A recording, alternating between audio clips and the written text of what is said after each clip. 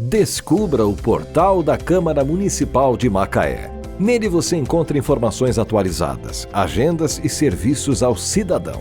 O site oficial é uma ferramenta essencial para quem deseja acompanhar de perto as atividades legislativas e estar por dentro de tudo o que acontece na nossa cidade. Acesse agora e conheça tudo o que nossa cidade tem a oferecer. O portal da Câmara Municipal de Macaé é um espaço dedicado à transparência e à prestação de serviços, facilitando o acesso a informações e promovendo a participação cidadã. Não deixe de visitar e explorar todas as funcionalidades disponíveis.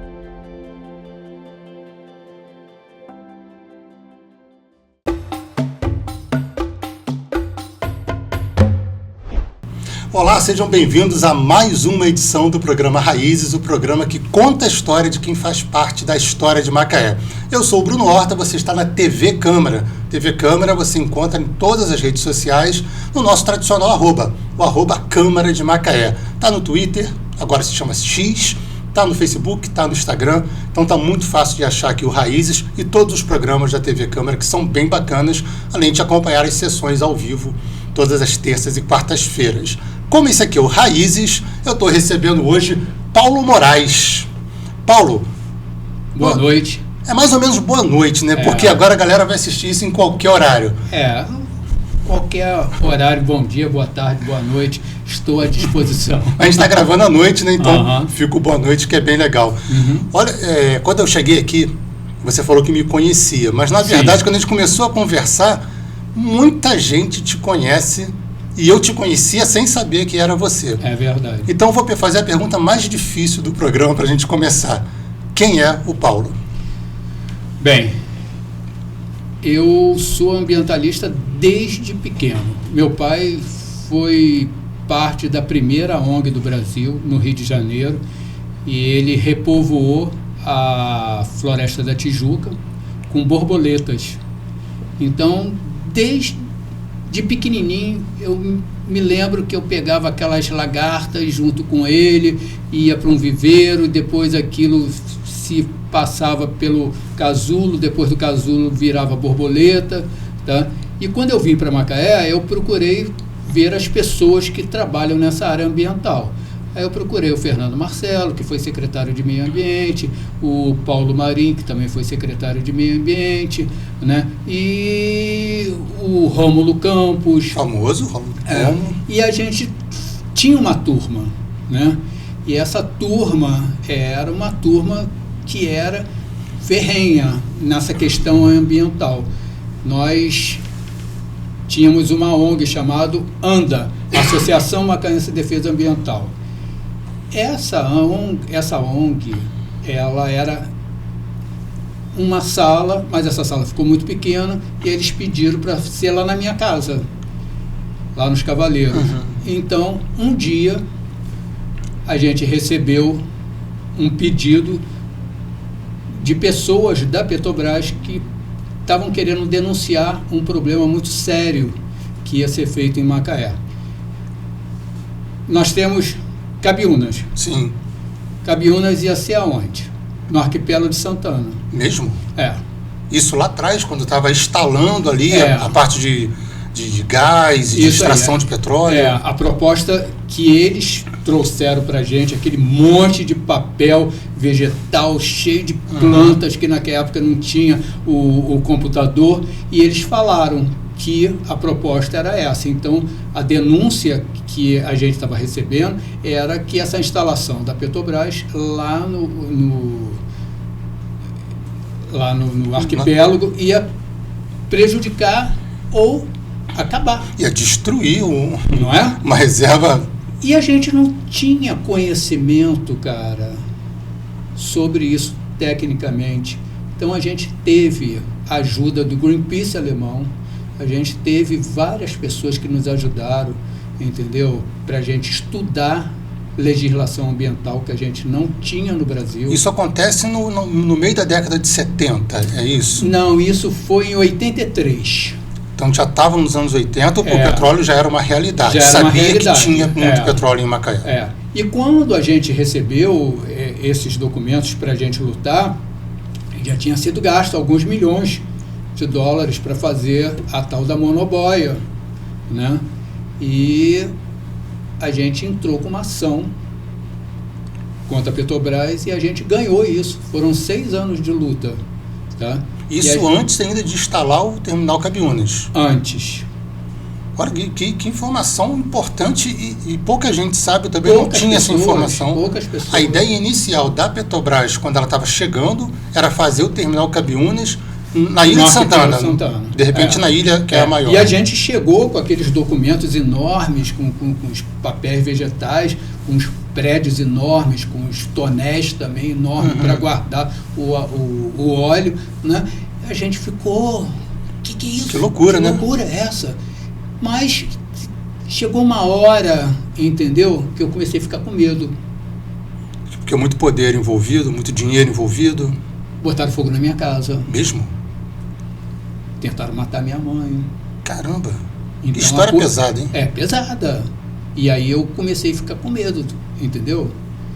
Mas eu falei para eles, ó, eu não fico de frente, entendeu? Por causa da minha mãe, mas vamos continuar a luta. E a gente ganhou depois. Hoje a gente sabe que vocês tiveram sucesso, porque Cabiúnas veio para onshore, na verdade, veio para a plataforma, veio para o continente. E isso daí foi muito válido a nível global, porque nós não tínhamos estudo no Brasil da questão de legislação ambiental. A gente estudou isso com o Greenpeace alemão, que vieram os alemães para ficarem em Macaé, dando todo o suporte para que a gente pudesse estudar. O Greenpeace atuou aqui em Macaé naquele momento? Aqui na minha casa. Olha, que informação importante que pouca gente sabe. Poucas pessoas. Porque era um acontecimento mundial, né? O Brasil ia entrar, ia passar a fazer parte dos grandes países produtores de petróleo. Isso aí. Que seria aqui a nossa bacia de Campos. E essa atuação do Greenpeace, naquela época, eu acredito que nem muita repercussão na imprensa tinha. A imprensa tratava desse assunto, saía em jornais, saía nas mídias ou não? Não saía quase nada, porque era tudo abafado mesmo. Parecia até que os dias são os dias de hoje, há 40 anos atrás, mas era bem abafado, né? Mas a gente não estava contra a Petrobras. Entendo, a gente estava contra o projeto de fazer lá no Arquipélago de Santana, porque é um santuário. Porque nós temos 3 pousos de aves marinhas no litoral do Brasil. Um dos pousos é Macaé. A gente vai falar de aves já, porque eu sei que você entende disso bastante. É até difícil, por isso que eu pedi para você se apresentar, porque tem tantas facetas do Paulo, e estamos falando primeiro da faceta ambiental. Porque aí, vamos lá, essa parte das aves, era um santuário aqui. A gente tem aqui a Ponta das Cavalas, que é na Ilha do Francês, do lado esquerdo, onde tem milhares de aves. Então, eu fiquei lá trabalhando, fiquei alguns dias, né, porque ali não pode entrar visitante, só se for através de algum estudo, né, biólogo, alguma universidade. E aí eu, como fazia parte da ANDA, eu fui lá para conhecer. E aí eu chorei, eu falei assim, não, isso aqui não pode acabar de qualquer maneira. Então, vou fazer de tudo para que isso daqui seja preservado, entendeu? Então, acho que o maior legado na minha vida foi essa questão aí de a gente ganhar, entendeu? Na justiça, por ter preservado o Arquipélago de Santana. Eu imagino, Paulo, a dificuldade naquela época, porque a gente não tinha uma consciência ambiental como temos hoje.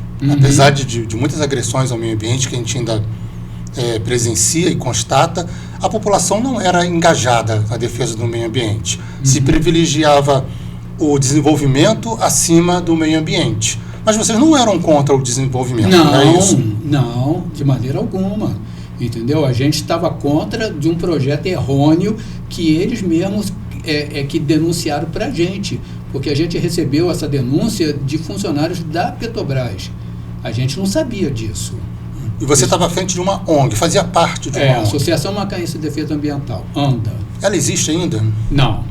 Que pena. Hoje em dia a gente trabalha no Instituto Vida Sustentável, que tem a mesma proposta, entendeu? Mas não tem a questão da denúncia para se colocar. A ANDA era mais da questão das denúncias. Se trabalhava em várias fontes de meio ambiente, mas era uma questão de receber denúncias. E o Instituto já é uma questão mais de educação.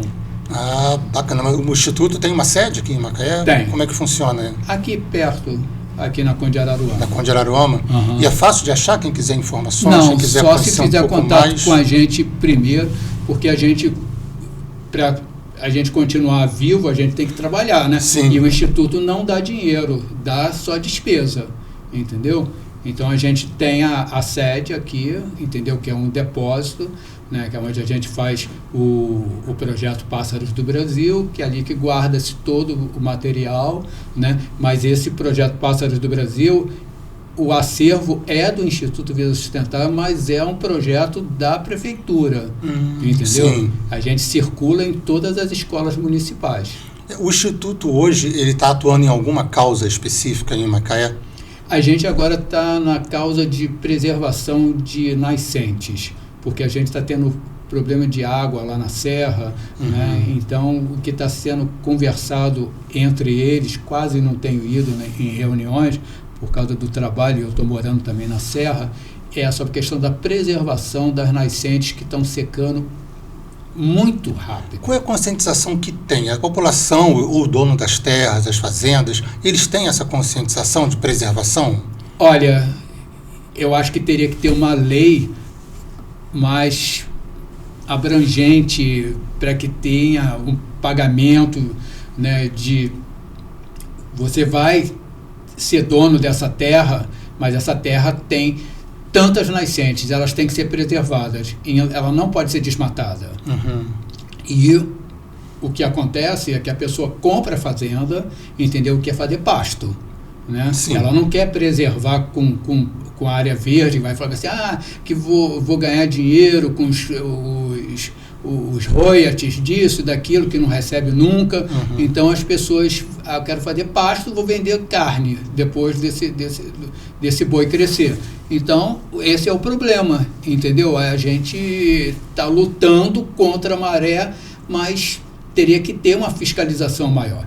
Quando teve agora a queimada, né, que estava sendo criminosa, o Velbert, ele chegou e falou assim, isso aí não tá legal, vamos botar uma multa aí.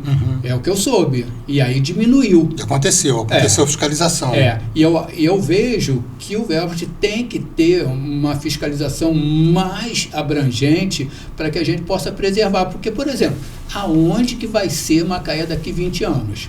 Vai ter água para esse povo todo? Não é? Eu, por exemplo, me lembro de uma reunião lá no Sana, de 20 anos atrás, que a construção de um muro em volta daquela baixada lá da serra, onde que tem o rio Macaé, né, para eles fazerem um muro ali para fazer a água transbordar para esse local, para ter água, porque senão não vai ter água daqui a... Mas uma espécie de represa. É uma represa, e aí um lago artificial, mas que seja também usado para turismo. Sim. E posso usar também a água para o uso doméstico, uso industrial, porque a água, quando ela passa ali naquele rio, ela vai para o mar. Então tem que ser preservada antes de chegar no mar. Paulo, nós tivemos há pouco tempo em Macaé, coisa de poucos anos, 1 ano, 2 anos, a chegada da termoelétrica. Ali, pouco depois do Horto. E houve uma polêmica, não sei se você participou na época, sobre a utilização da água que seria usada nessa termoelétrica. Eu confesso que eu não entendi muito bem qual é o problema que uma termoelétrica pode trazer, né, para essa parte do rio Macaé, para a utilização da água. Você está por dentro disso? Evapora muita água, entendeu? E o que tem que ser feito também, quando passa essas águas dentro lá do mecanismo da termoelétrica, usa-se alguns produtos químicos, né? E esses produtos químicos vão para o ar. E esse ar também, as correntes vão jogar aquela poeira em algum lugar. Aquela fumaça que a gente vê saindo ali não é só água evaporando. Não. Porque parece que ela também, a hidrelétrica, a termoelétrica, ela usa a água do rio Macaé. O nosso rio já é um rio que foi retificado. Isso daí é um grande crime que foi feito, né? Eu queria entender um pouco mais isso. A gente tinha o nosso Pantanal. Tem o Pantanal Mato Grossense e o Pantanal de Macaé que existia, né? Uhum. E aí foi retificado todos os rios, né? Com essa retificação, entendeu? A gente perdeu o Pantanal. Tanto é que muitos pássaros, entendeu? Que voavam migrando do Pantanal para o Pantanal de Macaé, chegava atordoado. Os pássaros, os pernaltas, o tuiuiu, por exemplo, né? Que é uma pernalta que é o símbolo de Mato Grosso, habitava também aqui. Eu vou chegar nessa parte dos pássaros que eu estou muito interessado também, mas eu quero fechar um assunto que eu mesmo não conheço muito bem. Quando a gente fala de retificação dos rios, ou não sei se foi mais de um rio, se foi só em Macaé, é porque o rio, naturalmente, ele é curvo, né, ele vai seguindo ali o seu leito, e quando a gente passa ali na ponte no rio Macaé, indo para a serra, ou até mesmo aqui na linha azul, e você olha na direção do rio, ele é realmente reto. Ele não faz curva, isso foi feito artificialmente? Foi. Aquilo dali foi fazer com que aquela baixada fosse aproveitada para plantação. Né? E aí beneficiou poucas pessoas, que foram as pessoas que donas das terras. Né? E isso daí, para o meio ambiente, é péssimo. Porque pensa bem, se a terra demorou 4 bilhões e meio para ser como hoje em dia ela é, como é que o homem pega e bota reto? Qual é o conhecimento? Tá brincando de Deus? Por quê? E aí ele destrói toda uma cadeia de vida, entendeu? Secou aquilo tudo, né? Aí fez com que aquilo seja plantar a cultura do arroz, a cultura do milho, que não sei o quê. Mas hoje em dia não tem quase nada. Toda aquela planície toda aquela planície que a gente vê ao lado do rio Macaé, ali, antes de chegar em Córrego do Ouro, tudo aquilo era alagado. Tudo era alagado. Ali tinha o rio Macaé, mas tinha outros rios também que faziam parte da bacia, né? Que aí virou um retão de água que não tem nada de você ver que cadê os animais, cara? Não tem. Os animais ficaram... Eu cheguei a pegar aqui em Macaé uns pernaltas que vinham voando e fica sem saber onde que deu o rio que serpenteava lá na serra, que fazia o alagado, entendeu? Sim, vamos chegar então, já que você já citou várias vezes aqui, Paulo, as aves. Né? E eu sei que você tem um conhecimento bastante sobre isso, inclusive, eu sou fascinado. Inclusive já tem exposições que já rodaram várias escolas de Macaé. Vamos voltar lá para o início. Como surgiu o interesse pelas aves, né? O meio ambiente está junto ali, mas especificamente as aves nesse contexto. Como é que surge na sua vida? Bem, eu sempre morei junto à questão das aves, porque a casa da minha avó era uma chácara, então lá tinha muitas aves, né? E eu, quando era bem pequeno, o meu animal de estimação era um casal de gavião. Caramba, poxa, eu acho eles lindos. Eles são lindos, e outra coisa, eles são, assim, amigos, assim, de uma doçura, cara. Podem ser comparados aos falcões? São da mesma família. Entendeu? Porque existem os falcoeiros na Europa que criam, né? Porque nós temos falcão também, temos águia, nós temos a maior águia do mundo, né? A arpia, né? Que leva até os índiozinhos. Leva uma criança, né? Leva a criança e leva animais também. Eu tive a chance de ver uma no Parque das Aves em Foz do Iguaçu. Espetacular, dá medo de ver a arpia. O que a gente tem em Macaé de mais característico nessa parte de falcão, de águia? O que nós temos aqui? Sabe uma coisa que eu acho que tem que lutar para que ela possa continuar viva, que está cada dia diminuindo, é a nossa arara. Nós temos uma arara toda verde, que está raríssima, entendeu? Eu acho que a gente tem que lutar para que ela possa continuar viva. Cada dia que passa está mais rara. Aqui em Macaé? Aqui em Macaé. Mas vamos voltar lá onde a gente parou. Como é que você começa a estudar as aves? Eu te falei, quando eu era pequeno, o meu avô, ele sempre gostava de ter animais, né? Então, sempre eu cuidava dos animais, da galinha, do peru, do ganso, do pato, né? E aí apareceu de presente 2 gaviões quando eu era pequeno, né? E os gaviões eram amiguíssimos meus, entendeu? Quando eu ia para o colégio, o macho sempre ia comigo. Te acompanhava do alto. Que espetáculo, né? E quando eu ficava na fila do colégio, entendeu? Ele ficava lá em cima gritando. Né? Era uma coisa assim, todo mundo fascinado. Olha lá, o gavião, que não sei o quê.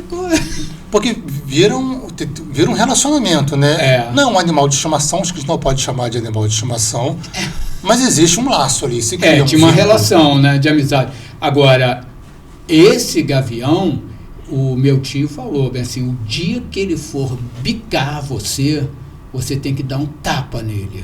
Eu falei, por quê? É mesmo? Porque você tem que estar sempre com a proteção do braço. Porque ele não vem no teu braço? Eu falei, sim, mas você tem que ter proteção. Sem a proteção, a unha vai cravar e vai sair sangue. E um dia eu estava sem a proteção. E ele furou meu braço e ele olhava a unha entrando no meu braço e saindo sangue. E ele olhava para mim e eu olhava para ele. E pro sangue. Entendeu? E aí o meu tio falou bem assim, não deixa chupar o sangue. Caramba! E ele ficou esperando, eu dei um tapa nele, entendeu? Porque senão perde toda a força que você tem em cima do animal. Aí ele acha que você é a presa, então ele vai querer chupar teu sangue. Nossa, é impressionante, mas é uma história que a gente sabe que é real, porque a gente vê o comportamento dos falcões, das águias, né? O que a gente tem aqui em Macaé nesse estilo de ave? É só o que chamam de carcará, de falcão? Bem, a gente tem aqui os pássaros maiores, eu acho que são as aves marinhas, né? A gente tem hoje em dia, ainda tem muito aqui na Ponta das Cavalas, onde que eu falei para você, lá na Ilha do Francês, né? A gente tem as gaivotas, tem agora esqueci o nome daquelas, são assim, enormes, né? Tem fragatas. Fragatas. As fragatas chegam assim 2 metros, né? De envergadura. Elas são grandes. É verdade que Macaé é uma rota de aves migratórias? Porque é o seguinte, elas fazem essa rota a nível mundial, né? Tem muitas aves que fazem o passeio de continuar a vida deles no globo todo. Tem outras não, que é só numa região. Mas tem pássaros que são lá do Polo Norte e chega quase perto ao Polo Sul. E eles passam por Macaé, Paulo? Alguns passam. E pousam aqui, descansam aqui? Descansam, tem seus ninhos, procria, né? Qual é a região que eles gostam de ficar, de Macaé, que eles procuram ficar? Na Ponta das Cavalas. Porque eles vêm aqui para comer. Eles vêm aqui, por exemplo, vem muito aqui onde que tem o mercado de peixes, né? Aquilo dali sempre foi um encontro para eles pegarem ali peixe para comer. E como os pescadores sempre dão sobra de peixe para eles vêm de longe para comer, né? Virou um ponto deles de alimentação. Eu observo muito ali na linha azul, ali, eu não sei se são patos, são marrecos, eu não conheço muito. São marrecos. Eles ficam ali pousados ali perto do canal. Eles são nossos ou eles estão só de passagem? Eles estão de passagem, entendeu? Eles estão sempre comendo alguma coisa e vão procurar outro lugar, entendeu? Aquilo também era um banhado, né? E aqui, cada ano que vai passando, vai secando, né? A tendência é eles irem embora, não ficarem mais aqui. Eu nem sei, cara. Fico assim sem pensar, porque eu não sou biólogo para saber qual é a posição aonde eles vão, entendeu? Eu acho que o NUPEM é que tem um conhecimento maior, porque o Nupen também faz parte da minha vida. Porque quando chegou aqui o Francisco Esteves, ele foi procurar a gente. A gente tinha um restaurante ali nos Cavaleiros, e aí ele foi lá. Quem é o Francisco Esteves, para a gente contextualizar trouxe aqui? O Nupen para Macaé, Beleza, entendeu? sim. Ele é um biólogo super conceituado, tem livros maravilhosos, tudo sobre Macaé, na questão da restinga, né? Porque essa questão aqui entre Macaé, Carapebus e Quissamã é um conjunto de lagoas ou lagunas, porque as lagunas são as lagoas que desaguam para o mar. Tem essa diferença. Né? Tem a diferença. Né? Então, a laguna que deságua para o mar, a maior concentração de laguna é aqui. Mesmo? Em Boa Cícita não é uma lagoa. É uma laguna. Seria uma laguna. Só que ela está morta. Nossa.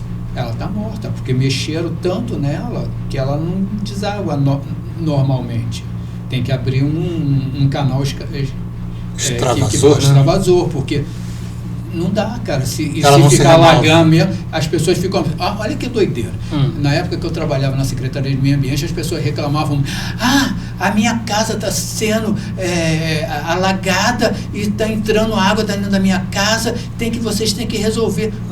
Como? O primeiro errado foi a pessoa construir... A casa não poderia estar ali. Claro, né? Então, o problema sempre que a gente tinha lá era esse erro de terem deixado fazer, por exemplo, o Mirante da Lagoa. O Mirante da Lagoa é um aterro, cara. Todo o bairro ali, né? Praticamente. Tudo aquilo é aterro. Aquilo de lá era... Tem casa que tem a parede quase dentro d'água ou dentro d'água. É verdade. E aquele mofo horrível... E mesmo assim ainda aparece, tem fauna, a gente tem lá... Tem, porque coitados os animais estão ali resistindo, né? Tinha uma lontra, fotografaram uma lontra há pouco tempo, a gente tem as capivaras, tem né? As capivaras, sempre tem, né? Eu, por exemplo, moro lá em Glicério, lá em casa eu tenho a capivara, eu tenho a lontra. Agora está voltando os caxinguelês. O que é um caxinguelê? É o esquilo. Né? Eu só falo serelepe também. Também. Serelepe. O Brasil é muito grande. Muito, né? como o gambá. Os nossos gambás não são gambás, né? Não são os gambás que todo mundo... o gambá é fedorento. Gambá é de outro país, é lá dos Estados Unidos. Esse que a gente vê às vezes nos fios e passando cheio de filhotinhos, eles não têm o fedor que não tem as pessoas nenhum. pensam que tem. Não. E as pessoas se assustam, né?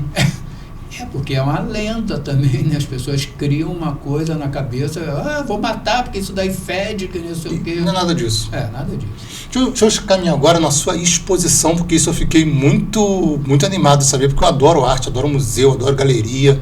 E você é um pintor. Obrigado. É isso? Bem, é o seguinte, quando teve o governo de Silvio Lopes, né, ele utilizava a minha casa, essa casa que a ANDA utilizava para fazer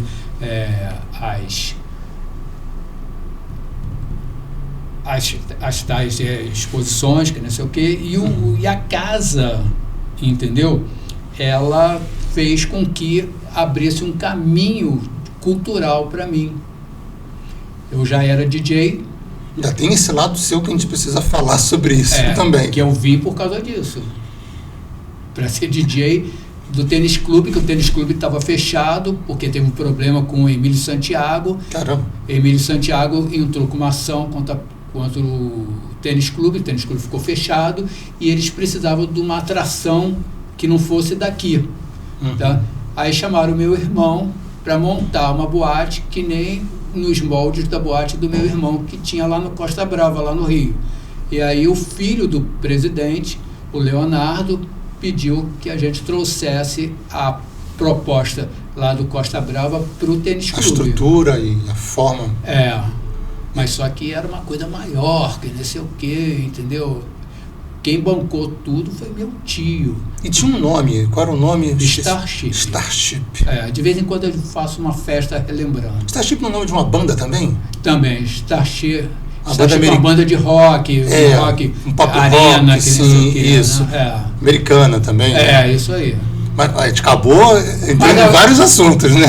Que é muito legal. E é interessante da festa da Starship é que a gente consegue levar as pessoas da época, porque eu tenho essas pessoas hoje em dia no Facebook, no WhatsApp, no X, em tudo. Aí eu pego essas pessoas que eu acho importantes para ir na festa, né? E a festa acontece com as pessoas que iam na discoteca. Caramba, isso é muito legal. Isso é muito legal. Muito bacana.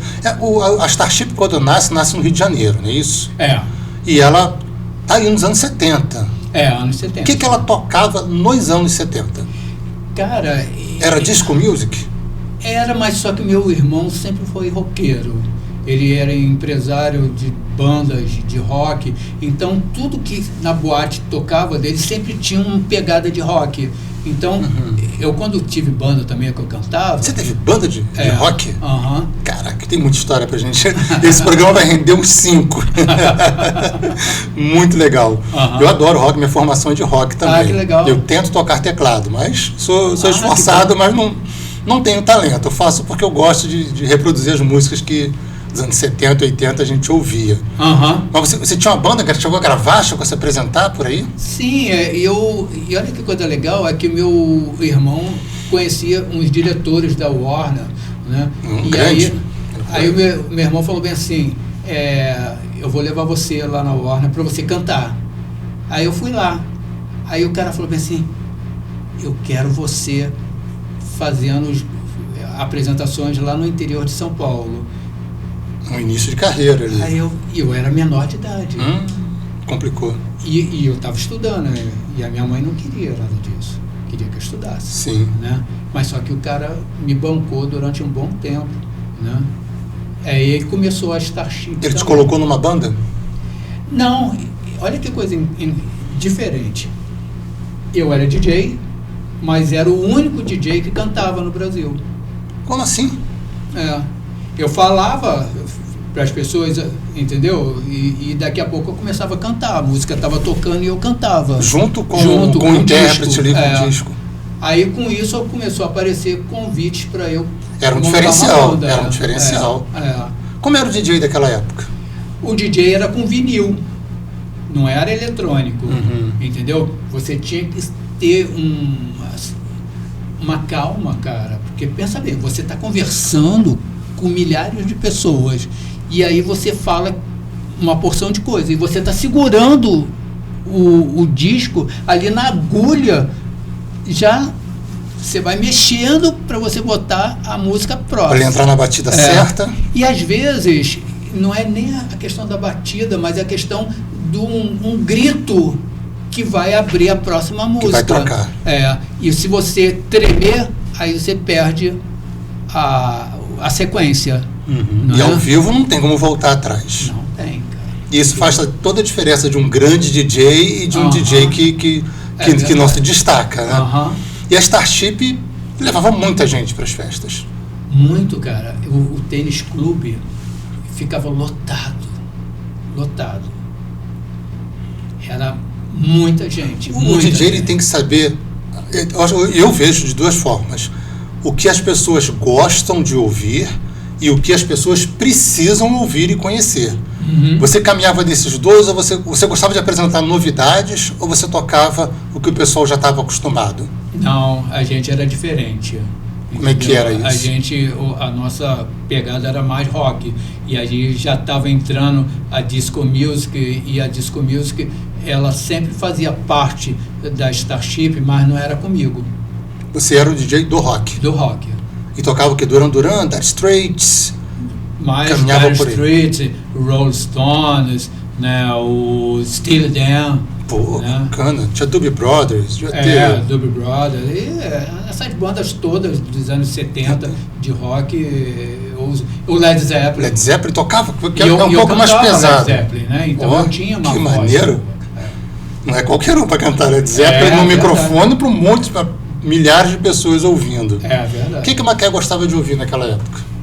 Quando vocês chegam aqui, né? Supertramp. Supertramp é maravilhoso. Cara, as pessoas eram apaixonadas por Supertramp. E só quem tocava Supertramp era eu. Ninguém tocava, quem tocava era eu. E não tinha streaming, né? Você tinha que ter o disco. Tinha que ter o disco. E os discos geralmente importados. Bom, importado. Tem diferença, tem diferença de disco, não tem? Porque o vinil importado, ele dá mais grave. O vinil brasileiro, ele já não tem esse grave e a qualidade do vinil daquela época era bem diferente. Tem pesos diferentes, isso. A capa também maravilhosa. A parte artística. Perdemos muita coisa, né, Paulo? Muito. Muita coisa.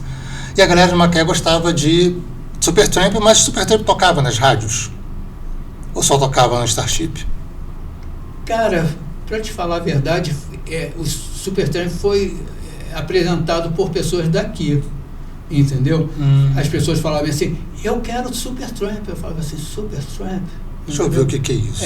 Vamos ver, entendeu? E aí eu comecei a usar Supertramp em várias fases da discografia deles, entendeu?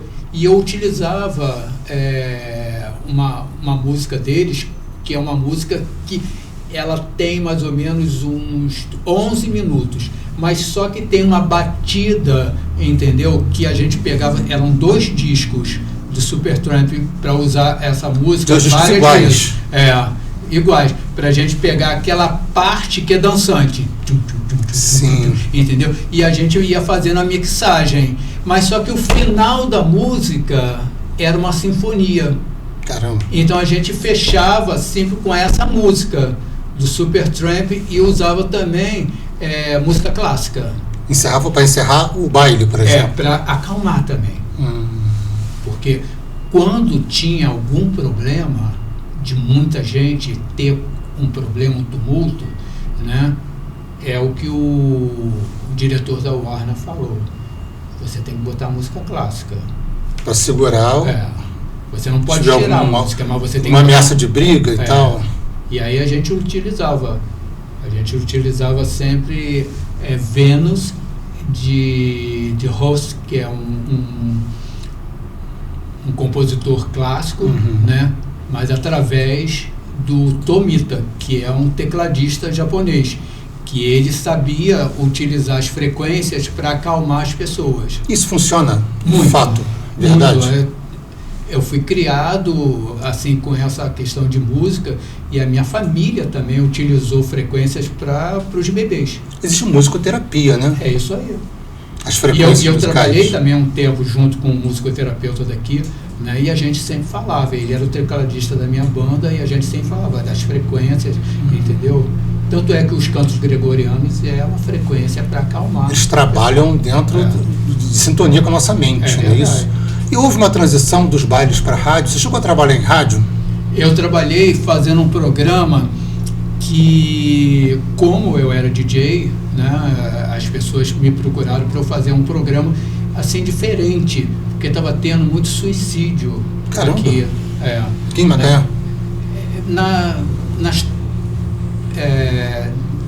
Onde que tem lá no Marco? Nas plataformas? Nas plataformas. Estava tendo muito suicídio. É um ambiente também, um ambiente pesado.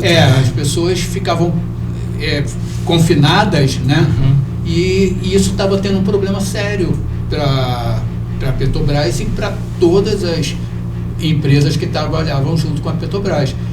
Então, a gente fez um programa de 1 mês, né?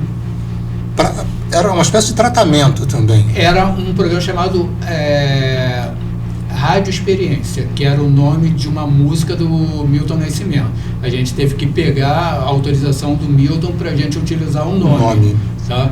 E a gente queria ver mesmo, a música de experiência, lembrava também aquela coisa do Jimi Hendrix, que tinha a banda dele que era Jimi Hendrix Experience, né? Então a gente, vamos fazer uma experiência para ver se dá certo, e deu certo. Era transmitido na rádio normal, convencional. A gente utilizou a AM e FM no mesmo horário, entendeu? E quem bancava era a Petrobras.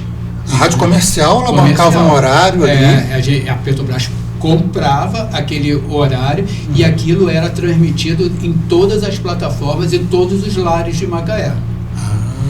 Caramba, que Não, foi uma coisa ousada e deu certo. Eu nunca vi uma história dessa. E uma coisa interessante é que foi uma coisa de 1 mês, ficou 2 anos.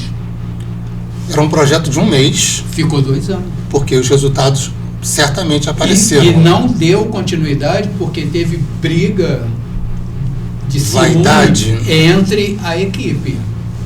E tinha apresentador? Você apresentava o programa ou só rolava Nós música? mesmo apresentávamos, nós mesmo falávamos, que nem eu estou falando com você, a gente tinha uma equipe, a equipe falava, que nem eu estou falando, a gente falava. A gente tinha também receita de bolo, receita não sei de quê, para acalmar as pessoas. Para quebrar aquele clima, né?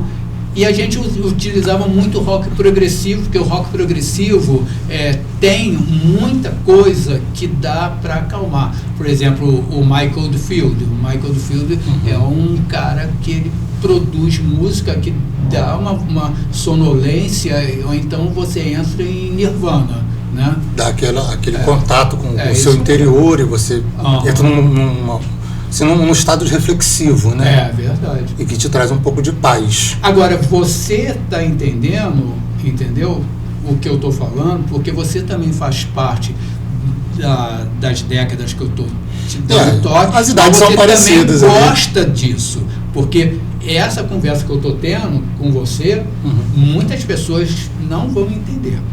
Entendeu? Porque eu falo com as pessoas o que eu estou falando com você e acham que eu sou meio louco, que não sei o quê, entendeu? Pô, o Paulo faz umas coisas... Não, gente. Não é, porque o som, até você que teve experiência de rádio, de disco, para você gravar um disco, você precisa de um engenheiro de som, uma pessoa que estude as frequências, que coloque as frequências no lugar, para poder chegar no ouvido das pessoas de uma forma agradável, que produza o efeito que o artista quer passar. É um artista de punk, ele quer passar agressividade.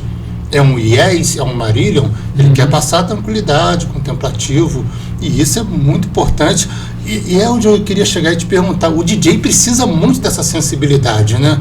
Eu acho que esse conhecimento é muito raro, porque muitos DJs não têm conhecimento nenhum de frequência, de agudo, médio, grave, nada disso, entendeu? Eles gostam de volume, eles querem a coisa muito alta, entendeu? E quer estremecer as coisas, entendeu? Então, quando eu chego, hoje em dia, em festas, né, eu já fui em várias festas, por exemplo, lá na casa de Riverton, quando estava lá a garotada gritando no êxtase da festa, eu, pode parar, não quero meus filhos, vou levar... Que é isso? Que é isso? Não quero. Nesse tipo de música que eu quero, entendeu? Para os meus filhos, fala sobre isso, sobre sexo, sobre droga, não quero, entendeu? E é uma coisa que está acontecendo que eles os pais acham que isso daí é normal, mas não é normal, cara.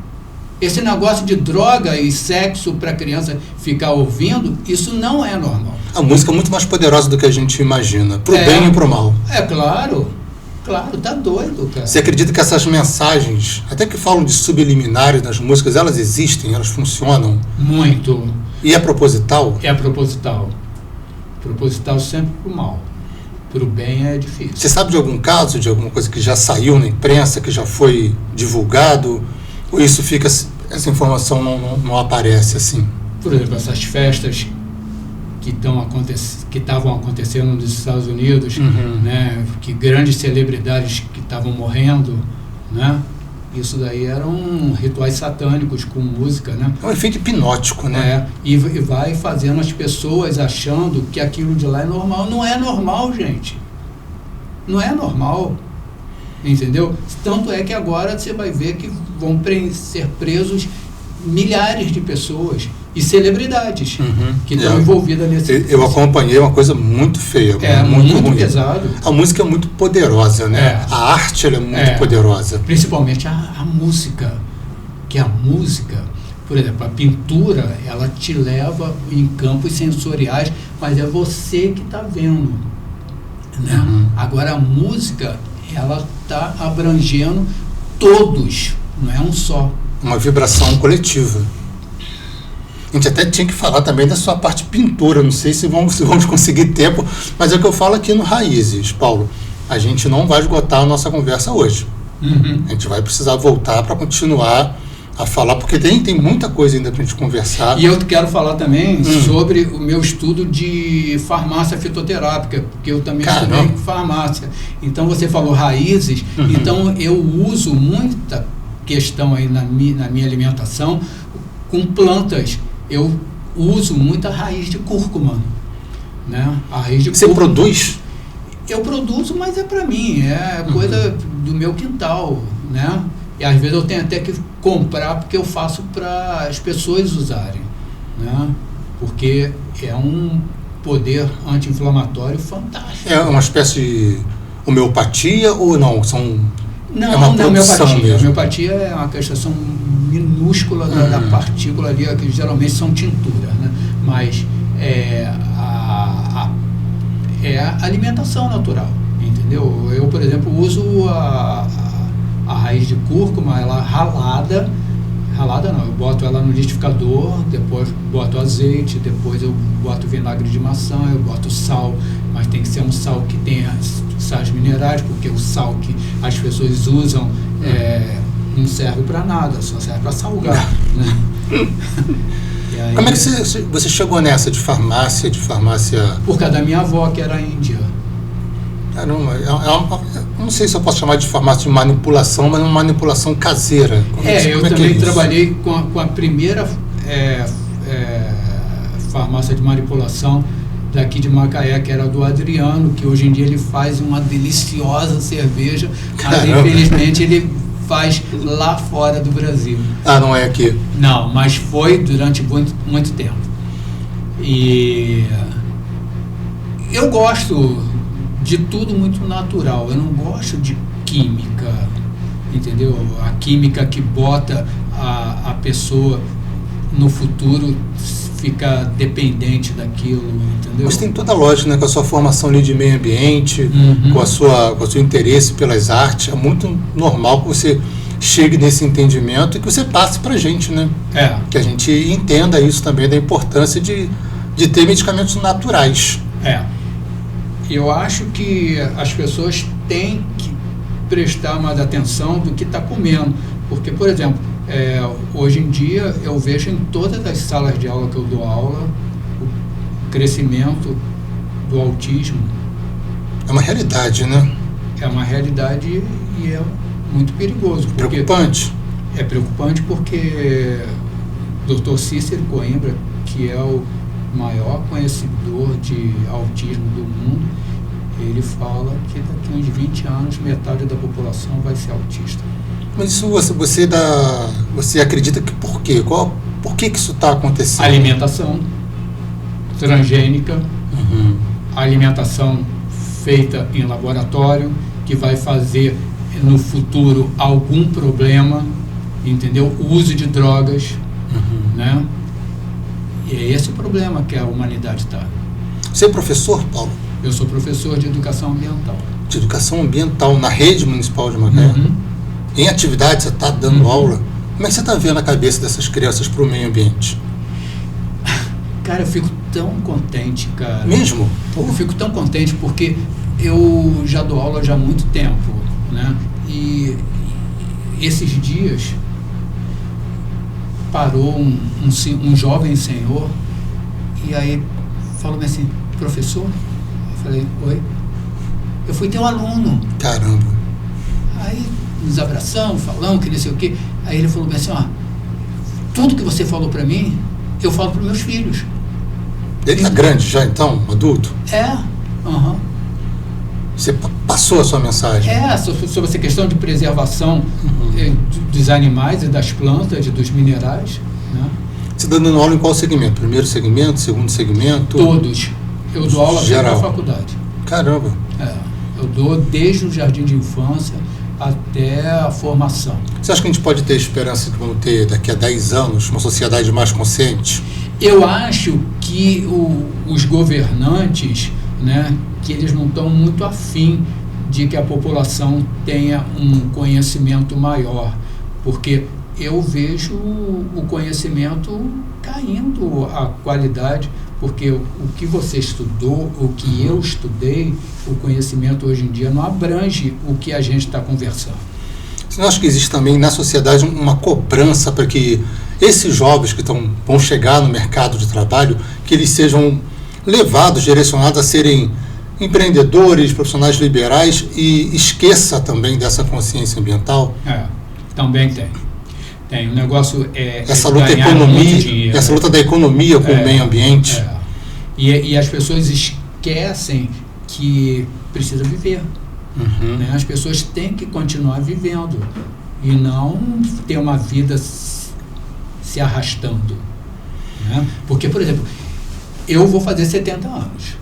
Aí eu chego na casa dos meus amigos que têm a mesma idade, eles não levantam, eles ficam deitados no sofá, entendeu? E aí o que eles estão ali? Bebendo Coca-Cola, comendo bisnaga, entendeu? Ultraprocessados. Os processados. Que, aliás, as pessoas estão morrendo e não sabem. A maioria dos cânceres é tudo desses embutidos.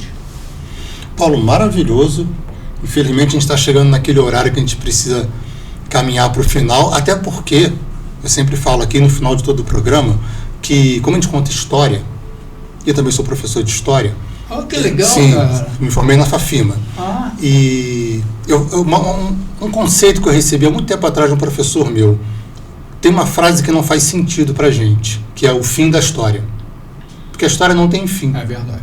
Então é um conceito pra gente inexistente. Falar, acabamos aqui de contar a história. Porque a história, ela se repete a cada segundo, ela se completa, ela retorna aos seus pontos, sempre trazendo algo novo, algo diferente. E você tem uma história tão bonita, tão rica, que eu fiquei realmente impressionado. Obrigado. Você deu uma aula pra gente aqui. É mais do que um programa hoje, é uma aula. E eu preciso que você volte. Será um prazer. Como você falou também que tem planos de não estar, né, tão perto de Macaé daqui a um tempo curto, eu vou tentar trazer você antes de eu fazer esse ciclo de novo dos convidados do Raízes aqui. Porque tem uma parte artística que eu quero muito conversar com você, tem na parte ambiental que você me deve algumas perguntas que eu preciso te fazer sobre Macaé. A gente tem uma Macaé imensa, uma Macaé do passado, uma Macaé do futuro. E você falando que você é professor de história, eu tenho história para você que ninguém sabe. As escolas não sabem. Por exemplo, me levaram lá em Crubixás, lá na Serra, entendeu? Me levaram para uma família que não falava português, só falava dialeto africano. Eu falo para as pessoas e ninguém sabe isso, entendeu? Realmente. Então isso deveria ter sido registrado para mostrar, né, o estudo. Como se formou o nosso povo, né? Claro. Assim como os japoneses, eles vieram para o Brasil. O primeiro local não foi São Paulo. Foi aqui. Foi aqui, entendeu? Quando era Macaé. Então tem que pegar essas pessoas que ainda estão vivas, que são descendentes, para perguntar para eles o que era. Trazer essa história oral e registrar. Claro. É importantíssimo. Não é? Importantíssimo. Paulo, muito obrigado. Eu que agradeço. Então, a gente se vê em breve no próximo Raízes. Beleza? Combinado. É isso aí, pessoal. Chegamos ao fim de mais uma edição do programa Raízes e a gente se vê no próximo programa. Até lá!